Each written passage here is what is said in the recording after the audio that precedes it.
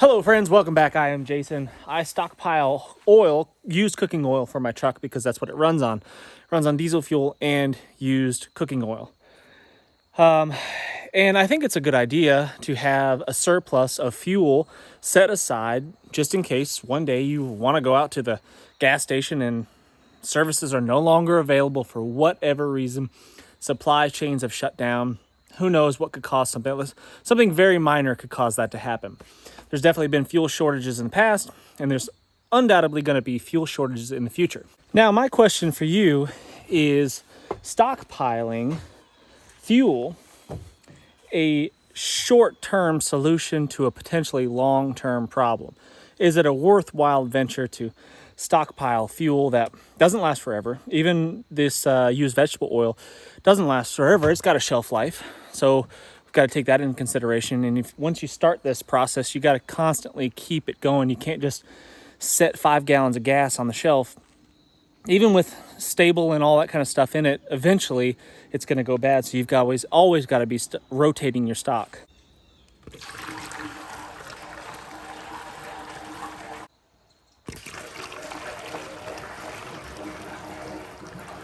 Should we be investing in alternative fuel sources? Like these days, everybody's talking about everything, electric cars, electric bikes, everything. It's getting out of control. But that energy has to come from somewhere. And the batteries on those, for example, have to be replaced periodically. They don't last forever.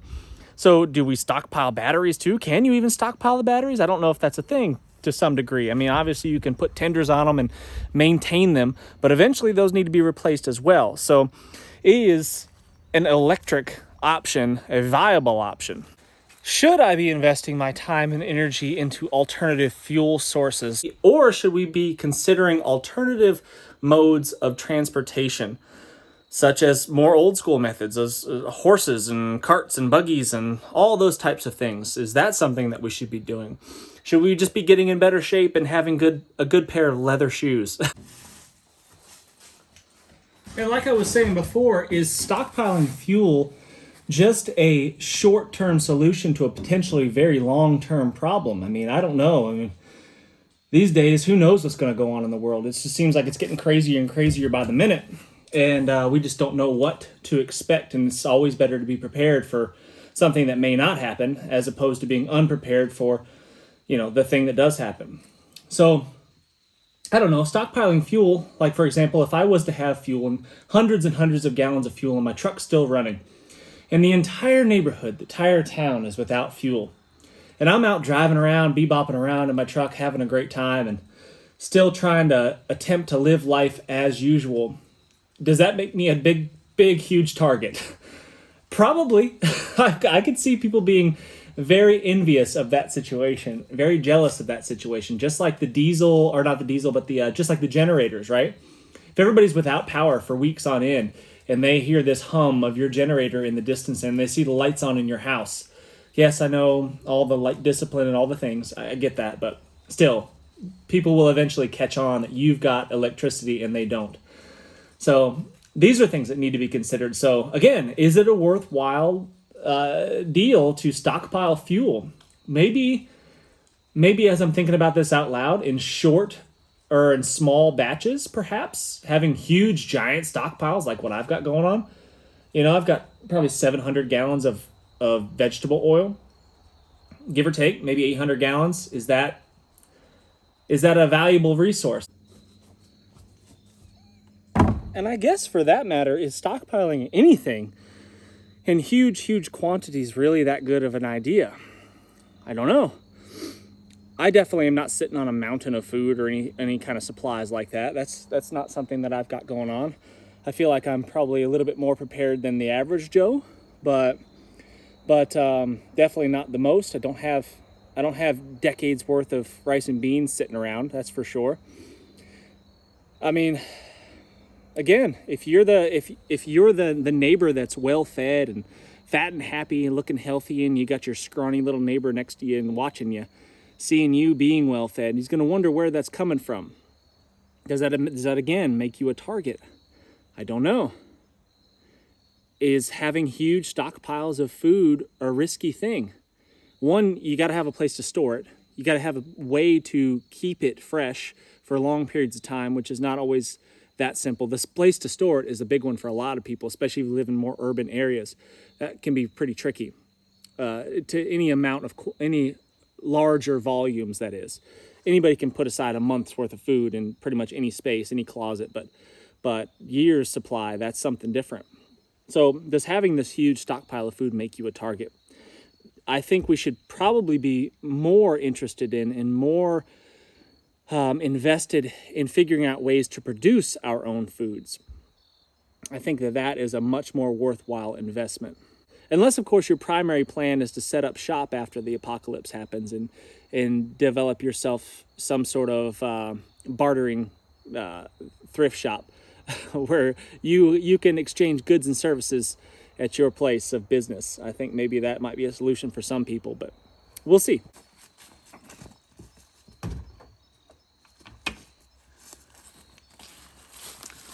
It's going to come down in the end to your own personal disaster plan. It's going to come down to what makes the most sense for you and your family. Everybody's situation is different, and everybody watching this video is going to have a different plan. Some of you are going to be like, oh, anything less than 10 years of food is a complete waste of time and you're going to die of starvation. Maybe, maybe that's true. Maybe that's not. And other people are going to say, quit worrying about all this stuff. We're going to be fine. The world's not coming to an end. Just relax. You don't need anything. So there's both ends of the spectrum, and it's pretty vast. And the differing opinions out there are endless. So it just comes down to what works the best for you and your family. What's the smart decision for you? And don't let anybody convince you otherwise. I mean, obviously you should pay attention to what's going on around you, and you should reach out for advice, and you should learn from other people that maybe have things further along than you, have a better plan than you, and you should weigh out your options. But what works the best for you works the best for you. And I don't think that you should, always be so concerned about what everybody else is doing.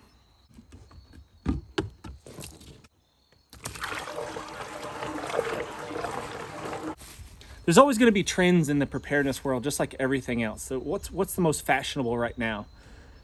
Years ago, nobody carried around tourniquets and IFAKs and all that stuff. And now, if you don't carry one in the prepper community, people think you're like, this guy clearly doesn't know what he's doing. He's an idiot, right? But, 10, 15 years ago, that wasn't a thing. People didn't do that. And now it is. And things are going to change. Things are going to evolve, just like every other, just like fashion, right? Which, speaking of fashion, I think I got that dialed in. But I think that things are always going to be changing. Things are always going to be evolving, and it's up to you to make the best plan for you and your family. These days, with what's going on overseas right now, everybody's talking about World War III and how to be the best prepared for that. And, how can you prepare for something like that? What's it going to look like here in the United States? It's really hard to say. And there's the argument out there that I've heard quite a few times is that, our ancestors, the people that lived through World War I and World War II were an entirely different breed of human. And they were cut from a different cloth, and they were much more hardy, much more capable, more knowledge, more experienced, and could fend for themselves much easier than today's current population. And I would tend to agree with that. And I would tend to agree with those people that say that, because looking at today's world, today's people, speaking in generalities here, and obviously this doesn't apply to everybody. I think a lot of us are not nearly as prepared, and that goes for me as well. I'm not saying that I am, I've got it all figured out. I definitely don't, especially when it comes to food production. I'm just in the experimental stage at the moment. I didn't grow up farming really, other than small gardens and stuff like that. So it's something that I'm learning, and I want to increase my survivability and my family's survivability by learning these older skills and be a producer as opposed to just a consumer. And I think that's what makes up the majority of our population here in the US is consumers. There's a very, very, very small percentage of people that produce the food. Huge percentage of the population that consumes it only. There was a much, much larger percentage of Americans that had their own gardens, had their own chickens, had their own livestock, was able to produce their own food, and the percentage of Americans that was capable of doing that back in World War II was much, much higher than it is right now. So that's definitely a thing. And there will be a steep learning curve, and there will be a lot of suffering if, you know, it comes down to the point where people have to produce their own food if they want to eat.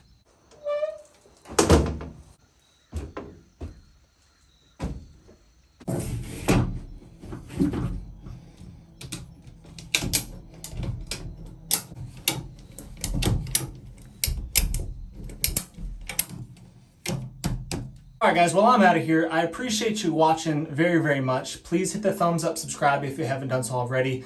And tell me in the comments section, is stockpiling a good idea? Is stockpiling goods of any kind in large, large quantities a long-term solution? Or is it a short-term solution to potentially long-term problems? Does it make you a target? Is it a bad idea? Love to hear what you think. See you guys.